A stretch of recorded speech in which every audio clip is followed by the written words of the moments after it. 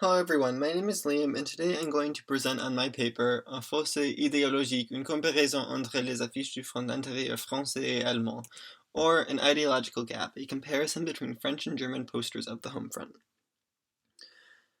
The concept of the home front and the culture of war characterized World War I in a way that essentially dominated day-to-day life in France. This heavy French culture of war was, in part, evoked by propaganda posters made in the home front and depicting the home front.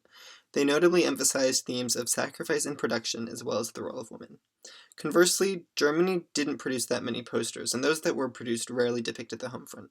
This suggests a different culture of war. From the posters that I was able to find, we can infer some very interesting trends, and extrapolate those trends to better understand French and German cultures of war. Ultimately, the great emphasis placed on patriotic sacrifice in French posters of the home front, unlike German posters, encouraged an urgent collective identity that anchored itself in an overwhelming culture of war. We're going to analyze these propaganda posters largely through the themes of sacrifice, production, and gender roles in the home front. In France, propaganda posters portrayed sacrifice of food as a necessity in the home front due to extreme food shortages. They encouraged sacrifice by invoking patriotism. This example reads, Économisons le pain en mangeant des pommes de terre, or save bread by eating potatoes. The theme of sacrifice is evident here, informing the historical context that there was little food. Grammatical analysis of these posters is also really interesting. This poster used the imperative tense to render sacrifice obligatory. At the same time, the poster also used the first person, économisons, we save, emphasizing that the French people were in this together and therefore making sacrifice a patriotic endeavor. This interesting blend of imperative and first person underscores the necessity of sacrifice, but also the patriotic nature of that sacrifice. This poster was done by a child named Yvon Vernet, who was just 14 years old. The French government actually encouraged students to produce these posters during World War I, and I think that's significant for several reasons. Primarily, that if a student can encourage sacrifice, if a student can sacrifice, then everyone should sacrifice. These trends are evident in many examples of French propaganda posters regarding sacrifice of food in the home front, as well as many other themes. Another example reads, Ne pas gaspiller le pain est notre devoir, to not waste bread is our duty. This poster uses the first person again, notre devoir, our duty, so rendering this sacrifice patriotic, a patriotic duty. It also uses red, white, and blue, so emphasizing the patriotic nature of the sacrifice.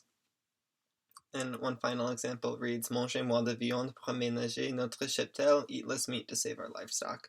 So again, this uses the imperative with the first person to encourage sacrifice of food.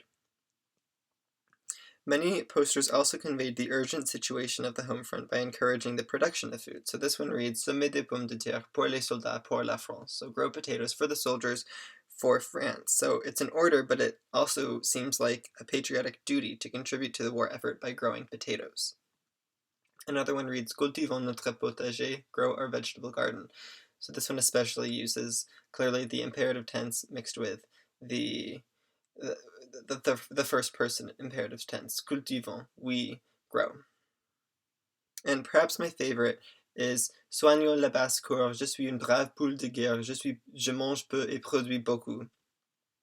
So take care of the farm, I am a brave chicken of war, I eat little and produce a lot.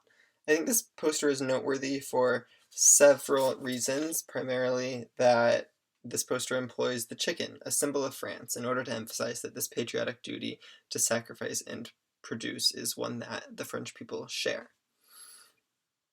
This poster was also done by a child. It clearly employs the themes of sacrifice and production. It uses the first person imperative, and I think it's a striking image, the chicken on top of so many eggs.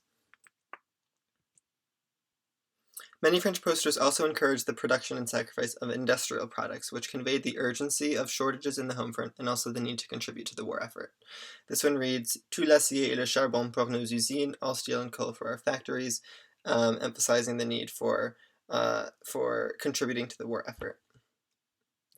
This reads, Économisons le pétrole, l'essence, save oil and gas. So again, first person imperative to emphasize that the French needed to sacrifice oil and gas.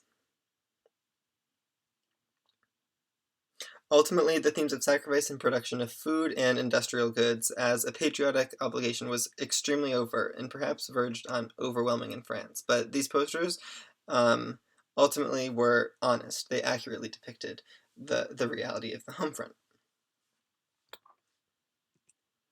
Like France, Germany also suffered a shortage of products, especially food. Despite this, German posters did not depict this struggle, instead urging a sense of nationalist power. This poster depicts a small couple working in a farm, but the emphasis is clearly not on the couple, it's on the large sword planted into the earth, the crow on top of that sword. So this emphasizes military power, and I didn't find any French posters like this. The German posters that did focus on shortages instead focused on shortages of oil and cotton. And a surprisingly large number of posters urged Germans to collect things like fruit pits, which can apparently be used to produce oil or to grow flowers to produce oil, like these here and these as well. Other posters encouraged Germans to find nettles to produce cotton, like these. And the posters encouraging Germans to find fruit pits and nettles essentially seemed to glorify the hunt and perhaps therefore the home front itself. Despite the lack of food, most of the sacrifice-themed posters focused on the lack of oil and cotton. I found only one poster regarding the lack of food. Farmers do your duty, the cities are starving. But this was produced in 1919, after World War I ended, meaning urgency wasn't really placed on the lack of food during the war. Perhaps the lack of reality in German posters is rooted in extreme nationalism and frankly a culture of war that differed drastically with that of France. French posters urged an understanding of reality and the need for sacrifice, but German posters didn't really depict that reality, revealing a deep gap between France and Germany's cultures of war and understanding of the home front during World War I. These home front propaganda posters also exhibited a clear divide regarding gender equality and the role of women in the French home front and the German home front, with French posters depicting an improvement in gender equality and German posters depicting women in antiquated roles. During the war, French women evidently continued caring for the children, but they also began doing traditionally male jobs, like working in factories, because most of the men were at war. Many posters depicted women in a protector role, something that is traditionally male. So this poster on the right, Les Îles Dévastées, depicts a woman, a mother, protecting her children after their village was destroyed during the war. The French woman in wartime, and the poster that reads, "Will you help the French woman, the woman of France, save wheat?"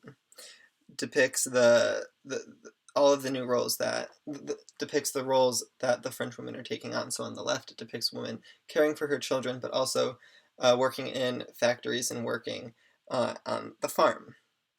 And overall, these posters glorified the experience of women in the home front in order to encourage women to sacrifice and to support the home front and therefore the war effort. These posters highlighted the important role of women in the home front, and these posters worked to cultivate a collective French spirit that focused on omnipresent patriotic sacrifice. In Germany, however, posters depicted traditional, antiquated gender roles. The ones that did depict German women restricted her role to wife and mother. Some posters depicted women holding a baby, but often with a soldier or a husband in the background. In restricting German women to the role of wife and mother, these posters also reinforced German nationalism as they depicted women protected by men, either carrying a weapon like here, or by a soldier in the background. This is not to say that German women didn't work in factories during the war. Some did, but it was much more infrequent than in France. And German women that did work in factories during the war were often treated very badly. The posters clearly don't depict that reality. This gap in terms of the posters ultimately informs a greater gap between French and German cultures of war.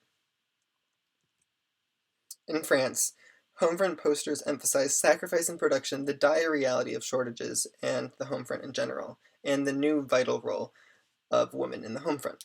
They seem to have been everywhere. Germany, however, rarely depicted the home front, and when they did not depict the dire reality, instead ignoring the problems in the home front and also depicting continued gender inequality in the home front.